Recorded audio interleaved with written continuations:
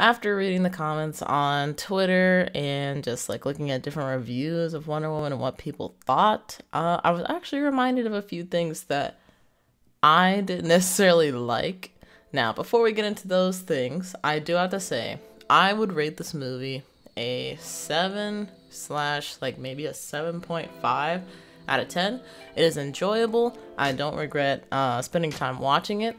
But it was definitely not as good as the first. I don't know where they'll go with the third, because apparently they've already announced it.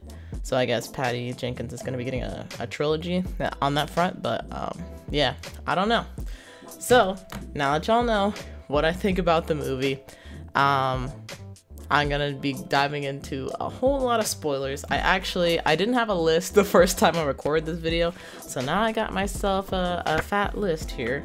Well, it's not too bad, so I'm just gonna run through them real quick and see if anybody else had the same issues that I have with the movie. And these are in no order, by the way.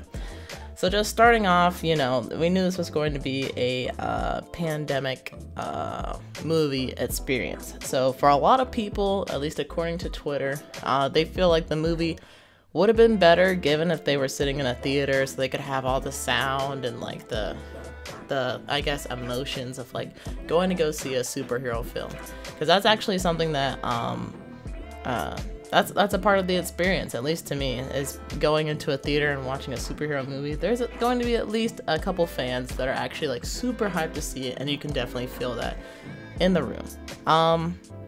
That being said, I don't think that's really the case with this one. Like I could see the sound and stuff kind of like maybe not giving the epic moment its like epicness. But good movies should be able to withstand, like, you know, whatever you can stream it on. If you're able to stream that movie on that device, it should be just as good as, like, I wouldn't say watching it in the theater, but it should still be a good movie regardless. That shouldn't be like, oh, this isn't as good because I don't have like a billion speakers around me. Like, no, it should just be able to stand alone, in my opinion.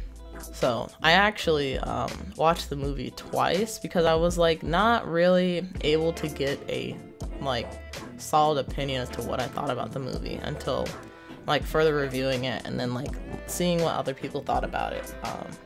So I definitely think that they focused on the wrong Wonder Woman in this movie.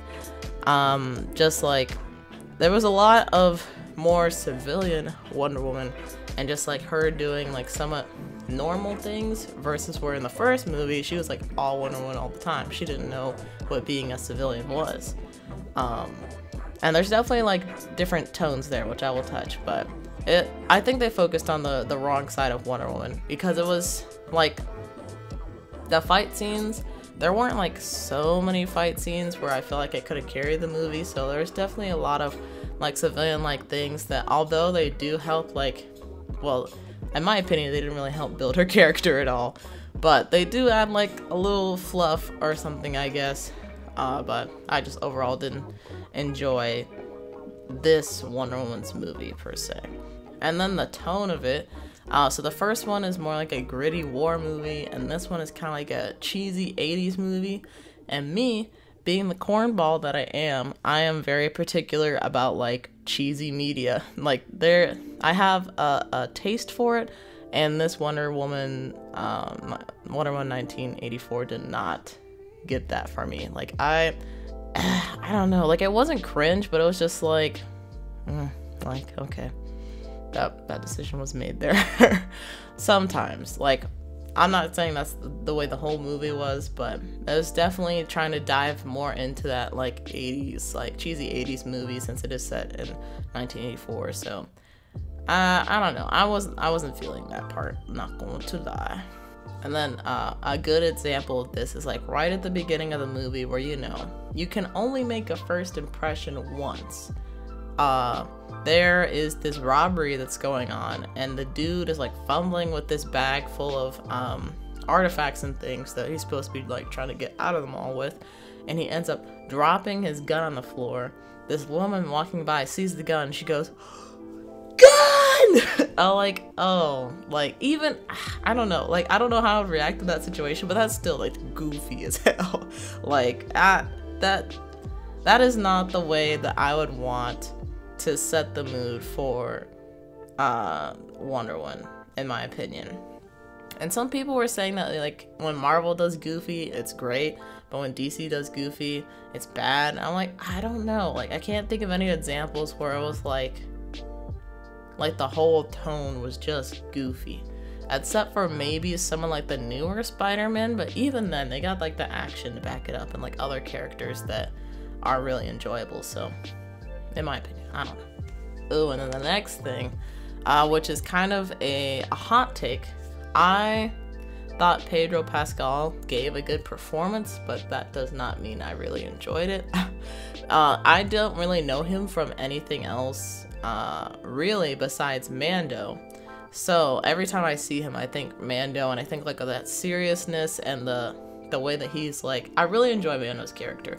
So seeing him act all like crazy and goofy, which Max Lord is apparently just like a crazy goofy character in general itself, so that's not Pedro's fault, but it was weird for me. He did give a good performance though, so no marks off for the acting part, but it just felt weird to me seeing Mando act this way.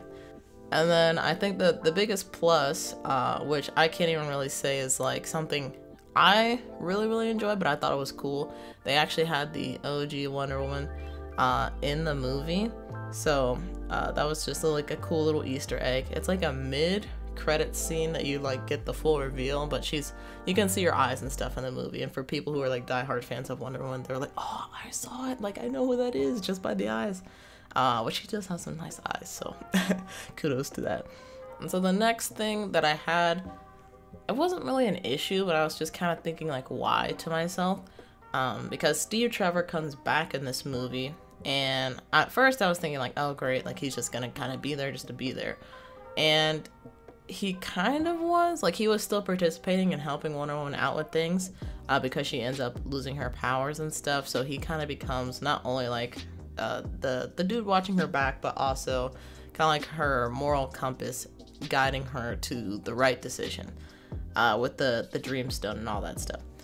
But other than that, I'm like, I don't really feel like he needed to be in this movie, other than like the Dreamstone was the biggest thing that attached him to this movie. Like, and the Dreamstone in itself is kind of a weird thing in general, but that was like the biggest thing that attached him to this movie. I don't think that him being in this movie really developed his character at all. I don't think that him being in this movie helped develop Diana's character at all. He was just kind of there just because I guess like people were like, bring him back, like we gotta do something to bring him back. So I don't know, that was like a weird thing as to like why, but not to say that I didn't enjoy him being there, but I was like, why? And then the other thing is that I don't really understand how he was able to come back, because the Dreamstone in itself is a very convoluted topic. Because at the beginning of the movie, it seems that you have to touch the stone and say out loud what you want your wish to be. And Diana, Wonder Woman, never does this at the beginning of the movie. She just holds the stone, and I guess she thought it really hard, like, oh man, I wish Steve was alive or something like that. And that ended up making it happen. But for Pedro Pascal's character, Max Lord, when he wishes to become the Dreamstone, he has to get people to make wishes by like coming into contact with them, and like they have to verbally say out loud what their wish is. And then it gets even more convoluted at the end of the movie, where it's like now he doesn't have to touch them to make the wish because all the particles are touching. And I'm like, oh man, like this, no.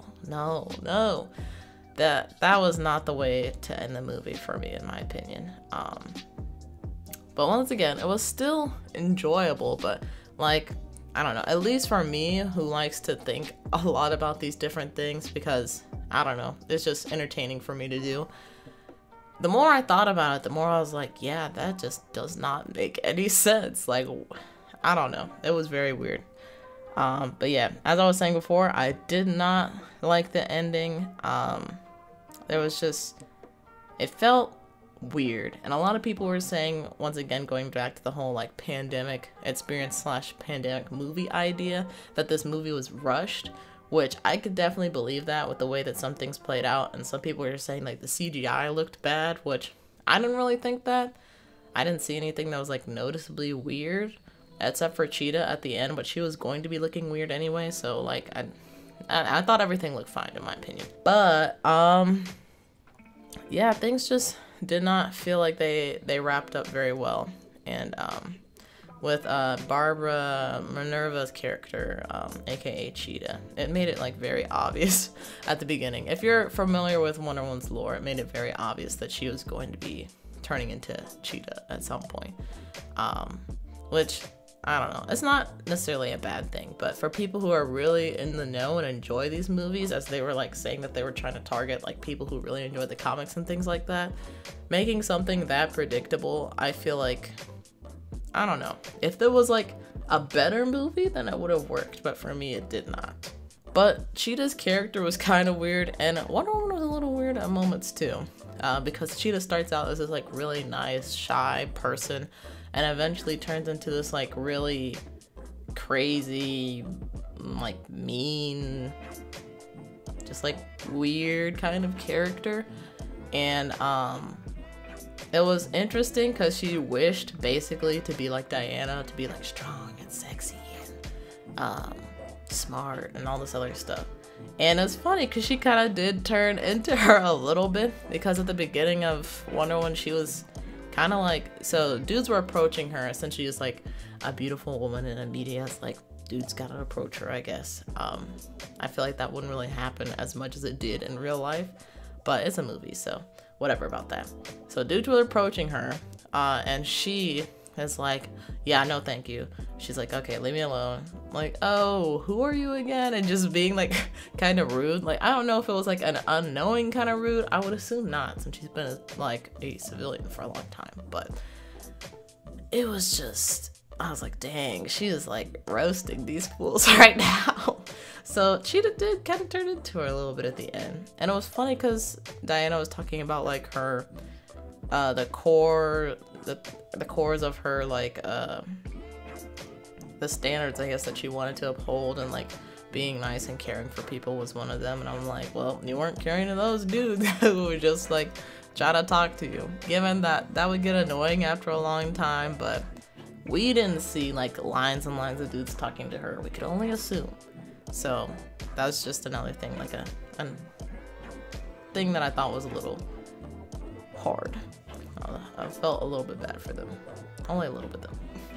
And then like the last two things, which were like major disappointments, were the final battle scene and like the scene that happens kind of attached to it. So the final battle scene is way too dark. And I kind of forgot about this until I ended up reading that someone else thought the same thing. Because I literally thought it while I was watching the movie. I'm like, I can't see what's happening at all. Now, given we were watching the movie on this like projector and it's a little bit dated, so that like might have had something to do with it, but I haven't had an experience where I thought, oh, I can't see anything, or oh, this is way too dark in recent memory.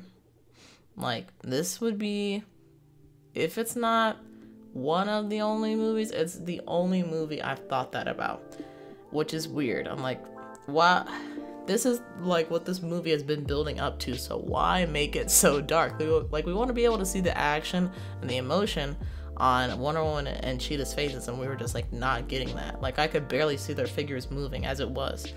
And then Wonder Woman dresses up in this like golden Amazonian warrior outfit, which I was like, I feel like I like the original Wonder Woman costume for her a little bit better. I was kind of hoping that the warrior who actually owned, or was, the armor was made for her, I was hoping that she would actually come back and like help out or something, but instead Wonder Woman ended up donning it, kind of just like as a last minute thing, which was weird. Because my mom, I was watching it with my parents, and my brother, and my mom was like, wait, when did she get that? She was like, oh, she just did it like 20 seconds ago as a short little like yank, I don't know, yeet, I don't know. But she just picked it up and just wore it for the final battle, and Cheetah ripped it up somehow, even though it was supposed to withstand like hundreds and hundreds of men. Like, Cheetah just ripped it to shreds. But yeah, I just did not feel the epicness of that moment. I don't know, I feel like it was partially a music thing. Like, they kind of started Wonder Woman's theme up, and I'm like, oh, okay, it's picking up. And then like the music kind of died down a little bit. I'm like, oh, what the heck? So it was a little, I feel like it was partially a music thing, and then I don't know, it might have just been the movie itself with it being a little weird at times. But all that being said, though, I still enjoyed it. It was a good movie. I don't think it surpassed the first one. And who knows? Maybe this was just kind of like an in-betweener to set up for a good finale with Patty Jenkins' supposed last Wonder Woman film. Who knows if she'll do more? But I've heard that, or I read that people were thinking maybe they had to get Minerva to lose her powers because so that way Diana can be tested by some, or withstand some trial that a god would give her, because they were kind of like dealing with the gods in this movie. So one of the trials could be bringing Minerva back as Cheetah or some crap like that. But just that I hope it'll be something like that, I guess, so that things will make sense. But nah, yeah. But movie was good. I think like one of the biggest pluses for this, which is a little bit unfortunate, is the fact that if you did get HBO Max to watch Wonder Woman, or at least do like a free trial, you can still watch other things on there. So that's probably the biggest plus on there. But yeah, that's gonna be it for me. Let me know down in the comments below what you guys thought of the movie, if you guys agree with some of the things I said, or if you disagree. If you really liked it and you thought it was the best Wonder Woman movie so far, let me know like why. Like, I'm curious, because some people were saying it was, and I don't understand that point of view, so let me know. But yeah, that's gonna be it. I hope you guys had a nice holiday, and I hope you guys have a nice evening or your night, whatever it is, enjoy it, and I will see you guys in the next one. Peace.